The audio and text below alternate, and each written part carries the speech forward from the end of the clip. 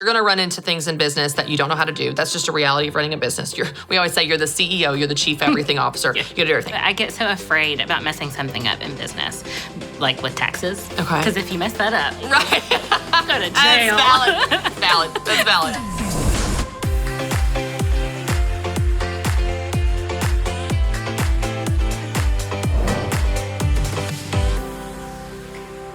Hey everyone, and welcome to the Christy Wright Show. I'm so excited because today we are talking about confidence.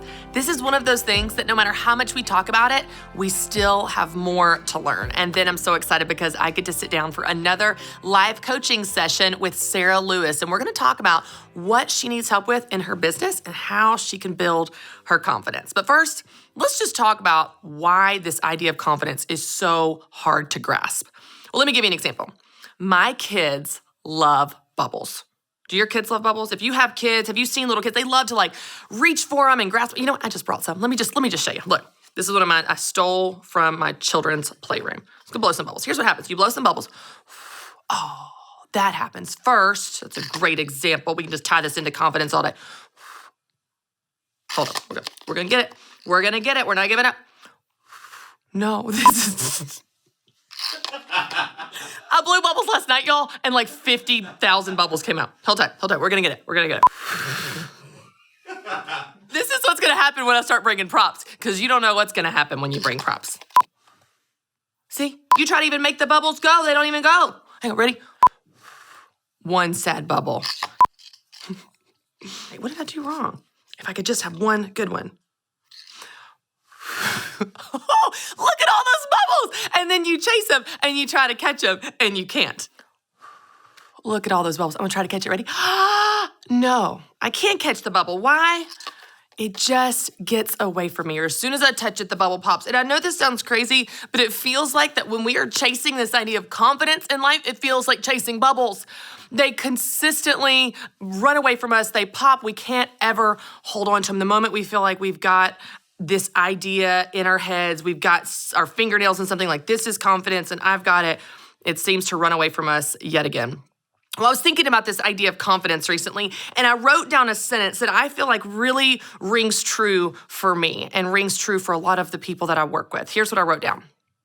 Confidence looks like courage, sounds like leadership, and feels like peace. I want to say that again. Confidence looks like courage, sounds like leadership, and feels like peace. Well, I want to unpack that with you. I want to break that down one section at a time and give you some examples of what this looks like in your life and in my life. First, confidence looks like courage. So often from the outside, you'll look at someone that seems so confident, and you know what? It's not that they're 100% confident. It's not that they've got it all figured out. It's just that they have courage. They're willing to try. They're willing to fail. They're willing to put themselves out there and see if it's gonna work. From the outside, it looks so confident, but inside of themselves, they might be really scared. They're just choosing to have courage. I'll give you an example. I've been hosting the Dave Ramsey Show with Dave Ramsey himself, the man, the legend, our CEO of Ramsey Solutions. I've been hosting with him pretty regularly lately. And whenever we're taking a call, of course, the caller is calling in, they have a question, and we'll tag team on the answer. And every now and then, y'all, I will have a different answer than Dave. Okay, his name is on the building. His name is on the show. I'm on his show. But I feel like in order to be authentic and true to myself and add value as a different voice and different person on the show, I have to be true and give that other opinion, give a different answer, give a different perspective. Do you know how scary it is when Dave Ramsey says, here is the answer, and you go, or you could do this. Every single time it happens, every single time I put my shoulders back and muster up the courage to give that different answer, to give an alternative solution, to show a different side of things, I'm terrified.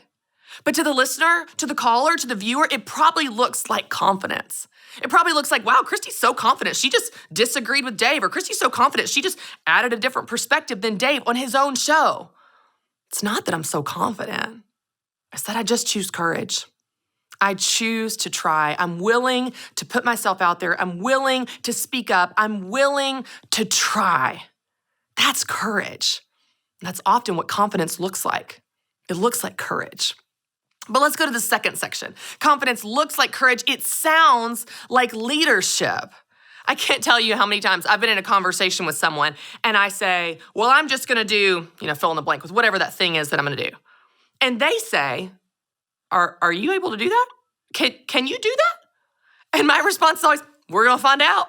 Right? It's not that I know it's gonna work. It's not that I'm positive it's gonna be a success. It's not that I'm just so confident in myself that I can nail every project I take on and I'm just totally gonna rock every single appointment or commitment or speaking engagement that I take on. No, it's not that I'm 100% confident. I'm just a leader. You know what leaders feel? Leaders feel responsibility. Leaders feel a weight on their shoulders to do the right thing, to speak up and say the hard thing, to do their best for the people that they are leading. When I walk on a stage and I'm scared because it's more people than I've ever spoken to in my entire life, I look so confident, but you know what I'm really doing? I'm practicing courage and leadership. I'm doing it scared despite my fear, and I feel that weight of responsibility. There are people in the audience that need help and hope right now. So I'm gonna be a leader for them. I'm gonna show up for them because they need this information. They need this encouragement. They need what God wants to say to them. And believe it or not, He's gonna use me to do it. That's being a leader. You have a business, you're a leader. Your customers need you. Your team members need you. Are you a parent? Your kids, your family? Are you a friend? Your circle of influence. You're a leader. So you gotta be confident. And all that means is that you sound like a leader.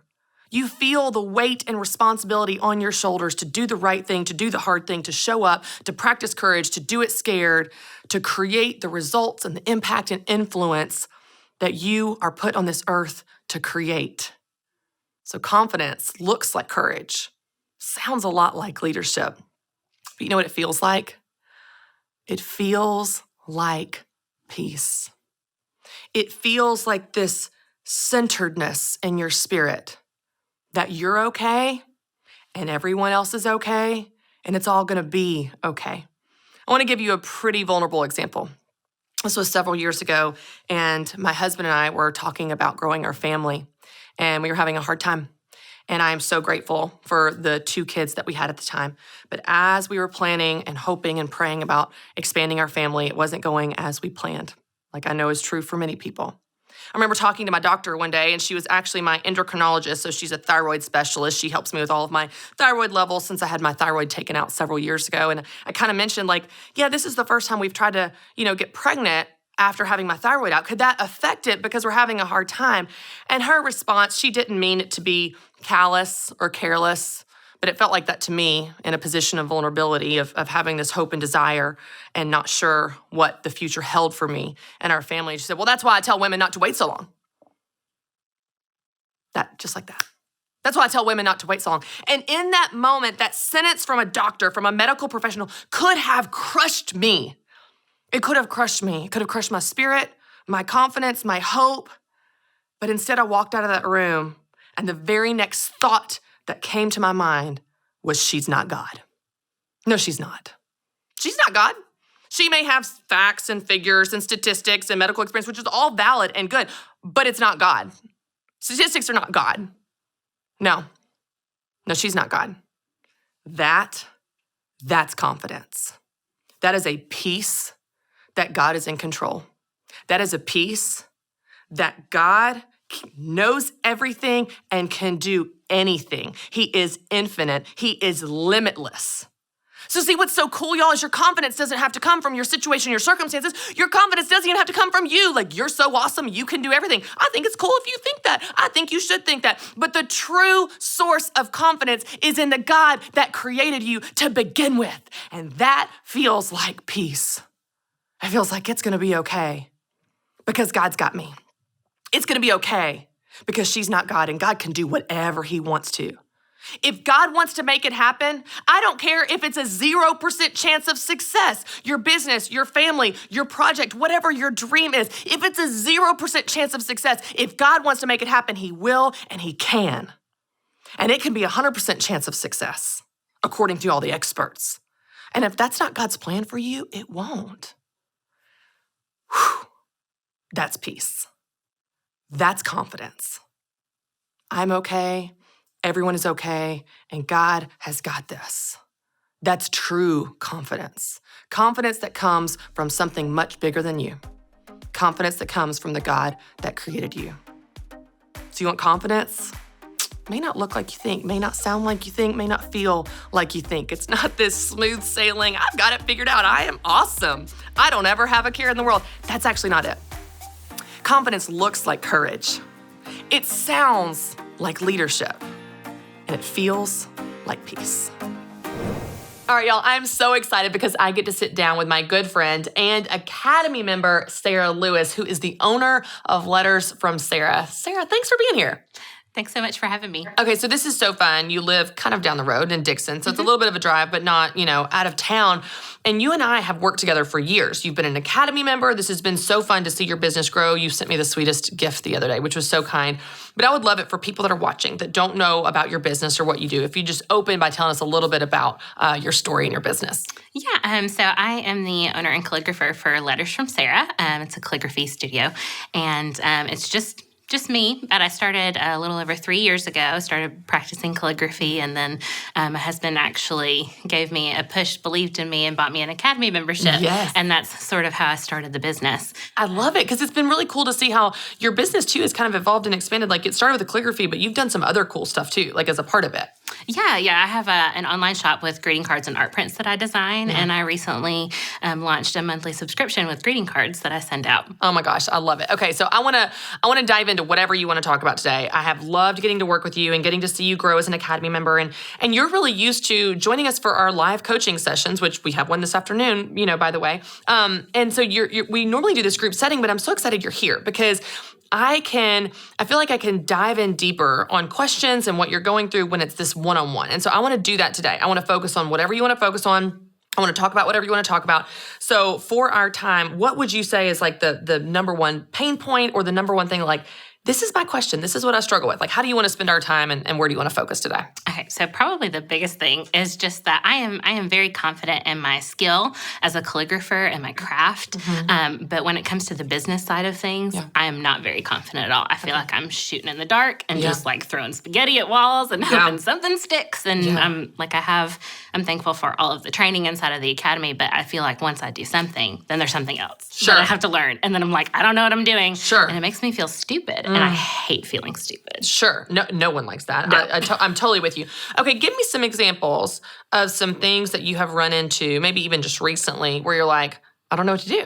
I don't know how to handle that. And it created that feeling that you're talking about where you feel stupid because you don't know what to do. Give me some examples to work through here. Okay. Well, we have a lot of examples from the last few months. For as sure. I'm sure everyone does. For this year. Yeah. But I have put off building a website for years just because it felt too big, too scary. I had no idea what I was doing. And so finally, when everything started closing down, I guess I kind of got like a boost. I know we had a really great training inside the Academy of just like, what are we going to do? How are we going to make it through? And I knew like at this point, no one knows what they're doing, so I might as well give it a shot. Yeah. And so I dove in and built my website. Wow. In like 2 weeks. Oh my gosh, that's amazing. But that's like all I did for those 2 weeks. But then afterwards, I was kind of like, okay, that's over. Yeah. But then more things came up about like finding printers or with the website. And then I have a lot of custom clients. So trying to figure out like a customer management system to having processes and systems. And it's just like one thing after another. Yeah. Let me ask you this. So you're a creative, right? Because you're a calligrapher. So like the business side is probably not very life-giving anyway. Oh, no. Like even on a good day, you're not like, ooh, I love systems, right? No, Is that true? I sit down to do my monthly taxes and I'm just like, okay, can I have a nap now? Yeah. And it only takes like 10 minutes. Yeah. It's not a huge thing, but in my mind, it's such a huge thing. Okay, so let me ask you this. Let's peel away the layers here because I love to like try to get to the root of what's going on. When you think about, let's use systems and processes as an example, because that's a great example and I'm with you. Like I don't like any of that stuff. When you think about that and you look at it as objectively as you can, is the problem that you're not confident in it? Like, I don't know what I'm doing and I feel stupid, because that is a very like, logical and, possible outcome of that. Or is it, I don't like this. I don't want to do it. I don't want to learn it. I don't even want to be confident. I'll tell you, I don't want to be confident in system. Like, I want to be confident. So like, which would you say is more what's truly going on I feel dumb, I don't feel competent or confident here, or I just don't like it. It's not my strengths. It's draining for me. Which one would you say? I honestly think it's both because I don't like it. I'm not confident in it. I don't like doing it, but I'm the only one in my business, so I have to do it. Okay. So you feel a pressure to do it, even though you're not good at it and don't feel confident. Okay. Well, let's look at what must be true for you to have these things in place, because you're going to run into things in business that you don't know how to do. That's just a reality of running a business. We always say you're the CEO, you're the chief everything officer, you do everything. But what's great is there are ways for you to gain competence, which, the ability to do something, and confidence, the way that you feel about what you do. There's ways for you to grow in those areas, and at the same time, maybe not carry all the pressure. You know what I mean? Where it's like, I have to do everything myself, and we've talked about this in academy trainings, where you get help, automate, outsource, that type of thing. Get people around you to support you in this area that you're weak. So let's kind of explore both of those possibilities. First, what types of things make you feel confident in something? Like, what are the things, like, when I do this, I feel confident. And it could be in any area of your life. It doesn't have to be just the business. But what are the ways that you typically feel confident? I feel confident like when I am making something. So I'm very artistic. Calligraphy is an art just with words. Yeah. And so when I make something, I can sit down and make it, and then I can stand back and look at it and go, man, like, that was great. I really love that. And I get a lot of energy from doing that and just making things. Yeah. And I love like the little details about things in the art, and even like packaging up orders, or if I'm doing something that I've done 100 times, because I've got where I can look back and go, oh, okay, I know how to do this. Yeah. Like, this is great. I know what I'm doing. Yeah. Okay. So when you think about that, do you have kids? Yeah, I have one. Okay. So in parenting, okay, how old is your child? 4. Okay. In parenting, things come up that you don't know how to do. Yes. Right? Like, nothing can derail your plans like kids. So when something comes up in parenting and you're out and you don't have a diaper, or you don't have a boogie wipe, you don't have an outfit, whatever, you know what I mean? Your 4-year-old, you don't have something they need for preschool, whatever, fill in the blank with whatever you're dealing with. What do you do? What do you do when you don't know what to do? What do you do when you don't have something you need? What do you do? Just figure it out. Yeah, you do, right? I mean, no, seriously, you do. It seems so funny, but it's like, I feel like as moms, and it's not just moms, but I use this example because it's like an everyday thing for moms. It's so intuitive for us. You know what I mean? I used this example months ago, but I was out for a hike, and it was cold. This was so back in the winter, it was cold, and I was out for a hike, and I didn't have a hat for my little girl, and she's an infant, she needs a hat. So I just took this burp cloth and just wrapped it around her head it's like you just make it work and figure it out. And so what would it look like for you to apply that skill of figuring it out to these things that you don't know how to do and aren't necessarily fun for you? What would it look like to try to apply those skills there? I really don't know, because I get so afraid about messing something up in business, like with taxes. Okay. Because if you mess that up, it's not just kind of like, oh, your baby looks kind of silly. Right. You go to jail. That's valid. That's valid. So with things like that, I'm just like, oh, something really bad could happen, and I don't really know the outcome or how it could turn out. Okay. So taxes aside, let's talk about some of the other things where there's not a legal implication. Because when we go back to what would it look like for you to get help around you, that might be one of those subjects you're like, this is an area of my business that I'm going to get help, because I'm not an expert in this, that's true. That's not just like a lack of confidence. That's just a self-awareness that I don't know how to, you know what I mean? I'm not an expert in this. I'm not either, Sarah. So this is an area of my business that I'm not an expert, don't really want to become an expert in. It's not a good use of my time. I'm not going to become a CPA. So I'm going to outsource, or I'm going to get help, or I'm going to ask someone in my church. I'm going to somehow backfill for the gap between what I need to do and what I know. And I'm going to fill that gap with someone else's expertise. So let's say taxes, that's a bucket that we're going to set aside. And that's not like, oh, you need to grow in confidence there. No, you just need help. That's how we're going to solve that lack. You know what I mean? Because they all might be a little bit different. Okay, let's look at some of those other areas where, and I want to go back to something you said, because I think that is really relatable for people. And it's also something that I don't want you to live with. The statement you said is, I feel dumb. I feel stupid when I can't do that. And you will face things in business. Everyone will face things in business that you don't know how to do and you feel incompetent. But what's so great is that doesn't have to keep you stuck. It doesn't have to keep you beating yourself up and go, I'm not cut out for this. I'm never going to be able to do this. Instead, to be able to find solutions. Now, in the tax example, that solution might be an outside person that goes, yeah, I don't know how to do that. And doesn't mean I'm stupid. It just means I'm not a tax expert. And so I'm going to find someone. But these other things that you feel like, I can do this. I can figure it out. It's a better use of my time and money to do this myself. A email marketing system or some type of process that you're trying to put in place. Let's talk about how to get through that wall of feeling like this is a statement about me and it disqualifies me as a business owner because I don't automatically know how to do that.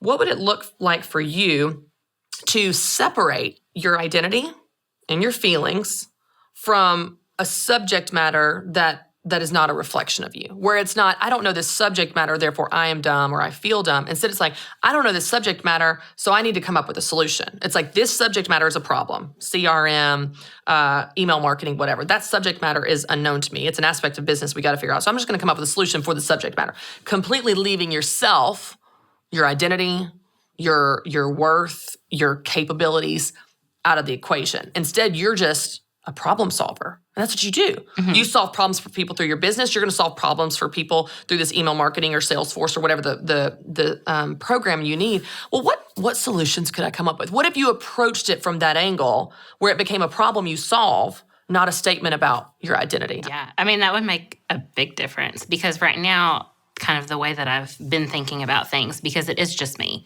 in my business. Like I don't have a team or anybody working with me. Like I just have a small home-based business. Right. And I feel like, most of my customers know that. Yeah. That's all they see is me. Sure. And when they email with a problem, like they get me. And, right. And that's why they love your business and love you is because of you. Like they come for you. Yeah. But also like if something gets messed up, then it's me. Right.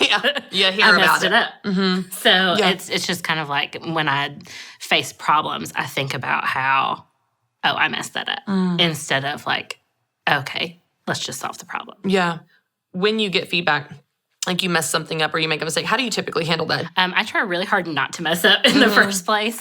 So I spend a lot of energy on the front end. Like I write a lot. So spelling is very important. Well, I'll double and triple check something before I send it out, which is just kind of part of the job. Sure. So I don't get a lot of negative feedback. And I think part of it is like I just put so much energy into making sure something is as good as it can be. Mm-hmm. Okay. So that's probably where your confidence comes from too, though, because you've double-checked, you've triple-checked, you've made sure you've covered your base. And that's not a bad thing. Like, I think that's a great thing.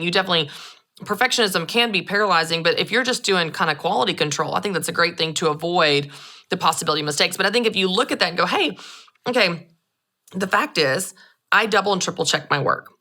The fact is I don't get much negative feedback. I don't make a ton of mistakes because of these things.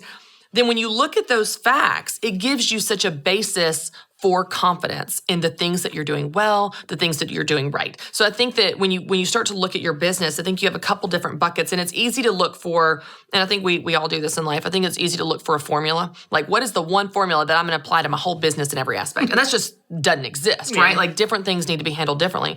So I think what's so cool is you can look at the things in your business that you're doing really well and go, I have every right to be confident in that. Like, here's why my work is good. The quality is high. I have very few negative reviews. Here's how I take care of my customers.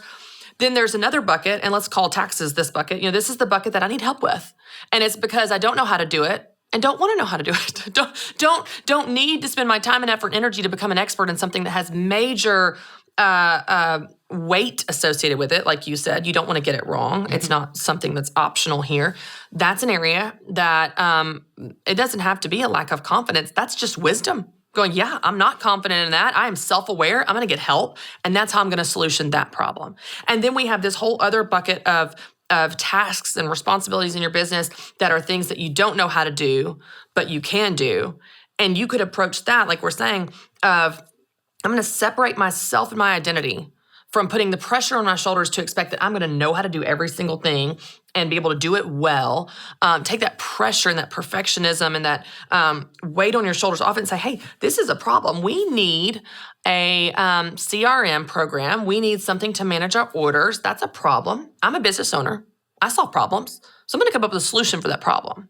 And the solution might be a company you pay, a person that helps you and teaches you. It might be you on Google, trial and error. And you're going, well, I don't know how to do this. Well, of course I don't, because I've never done this before. But I'm just going to solution it because I'm a business owner and that's what we do. And so it becomes this this adventure to be lived, this problem to solve. You are not the problem. The need is the problem. And then it becomes, you actually become the hero. You become the solution because you're the business. You know what I mean? It's almost just reframing how we approach it. Because one of the things that I think is really wise about what you're saying, Sarah, is it's not this expectation of, I have to be confident in everything, but it's like, here's what I'm confident in. What do I do with stuff that I'm not? And I think that if you approach this from, okay, some things I'm going to get help with that are experts, and some things I'm just going to solution it as the business owner because that's what I do. I'm going to stay in my role, wear my right hat, stay in my lane of I'm a problem solver. Then what's so cool is you actually have a reason to have all the confidence in the world because you have confidence as a problem solver. Yeah. You know what I'm saying? Like, it's like, I may not be confident in that because I don't know how to do that. I don't do details. I don't do spreadsheets. I'm not confident, but I am confident in my ability to be a problem solver. And I'm going to come up with a solution for this. What do you think about that? What do you think about like reframing it that way? It makes me feel so much better about it because I can think of things that I need to solve like right now. Yeah. One of which is like email. Yeah. Figuring out a system for email. And so I can think about going, hey, I need to figure out how to send emails to people and what they need to say. And I don't know what to do about it because I've not done it before. Right. But I can solve the problem. That's right. Because you're a calligrapher and a business owner, not an email marketer. Right. But you can be confident in your calligraphy. You can be confident in your business owner skills of being a business owner. And that doesn't mean that you know how to do everything perfectly, but you know how to solve the problems. I think that could be really cool. I want you to keep me updated. I want you to let me know, and you will, because we stay in touch all the time through the academy. But I think this is going to be really fun because it's freeing for you to say, I don't have to be an expert in everything. No one is. I'm not. You know that. Because even in my academy videos about taxes, I'm like, I'm going to bring in a friend here, like phone a friend because I don't know that stuff. Yeah. And so there's such a freedom in saying I'm going to stay in my lane and be good at what I'm good at, calligraphy, and I'm going to be a problem solver as running this business. And I got lots of problems in business, but my job is just to come up with a solution. Maybe the solution's me. Maybe it's someone else. Maybe it's a system or a company, but all I've got to do is come up with a solution. And it's not a statement about your worth because you have everything you need to do what you're doing. So I hope that helps. I think it's awesome that you are even aware of kind of the difference here. And I think this is going to be really fun. And by the way, the Academy is open for enrollment this week. Y'all, we only open enrollment twice a year. And so this is your chance to get a spot in my online training and coaching group. And you can find out more and join to get your spot by going to christywright.com/academy. Sarah, thank you for being here. Thank you for walking with me the last 2 years. Thank you for sharing your business, your dream, your time, and all your sweet gifts. Thanks for coming today. Thank you for having me. All right, y'all, I would love to share a scripture with you. And believe it or not, the Bible has a lot to say about confidence, but this verse in particular is one of my favorites. This is in Hebrews. And it's Hebrews 10:35 and 36. It says, so do not throw away your confidence. It will be richly rewarded. You need to persevere so that when you have done the will of God, you will receive what he has promised. It's like we've been talking about today. Confidence doesn't come from our circumstances. Confidence doesn't come from us having the highest education, the most resources, the most money, the most power, the most control. Like if we could just get successful enough, we would be confident. If we could just get good enough at our business or our career or our craft, we'd be so confident. We wouldn't be scared. We wouldn't have anything to worry about, and we wouldn't have any insecurities. People wouldn't be able to push us around. They'd never be able to hurt our feelings on social media. If we could just do this enough, we would be confident. But you and I both know that's not where true confidence comes from. True confidence comes from who we are in God, who we are and whose we are, most of all, in him. And it's amazing how when we are reminded that our confidence comes not from ourselves, but from him, not from our promises, but his promises, not our truth, but his truth, not our ability, but his ability, not our power, it's his power, not our resources, but it's his resources. When we remember that, we have every reason in the world to be confident. We have every reason in the world to be at peace, to have courage, to be bold, to feel secure, to be comfortable in our own skin. We have every reason in the world to be confident when we remember that. So I want to give you some questions to answer as you pray about this and journal about this. The first question is this: what areas of your life are you most confident? Now, don't be all humble right now. Don't say, oh, I'm not good at anything. I'm not good at anything. Humility, I'm just so humble. No. What areas of your life do you feel good and secure and confident? The confidence can come from God, but what areas of your life do you feel that sense of peace and confidence? Write down your answer.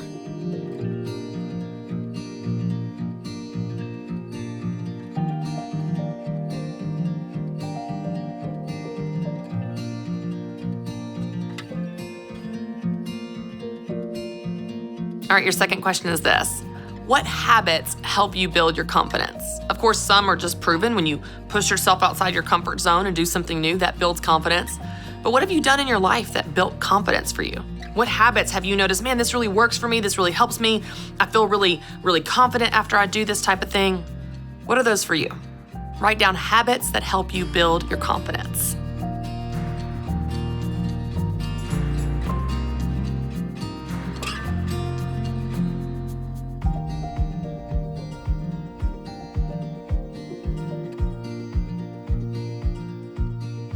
All right, your third question is this.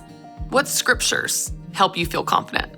What are some of those scriptures or those Bible verses that you cling to, that you repeat to yourself, that you write on sticky notes, put them on your mirror or in your car? Those scriptures, they're like, again and again, that recenters me. Again and again, that resets me. Again and again, that helps me build my life on the true source of confidence. What are those verses for you? Write those down.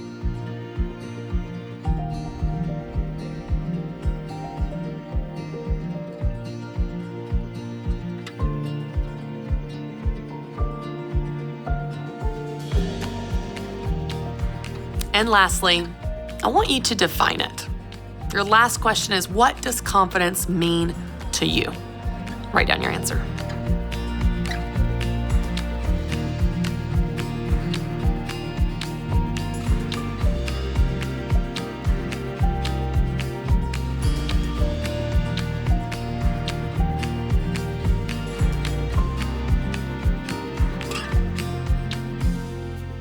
All right, I would love to pray for us as we wrap up today.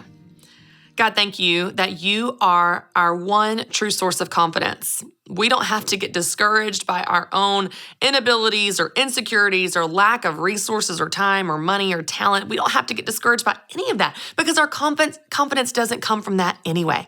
Our confidence comes from you, from who you are and who we are in you.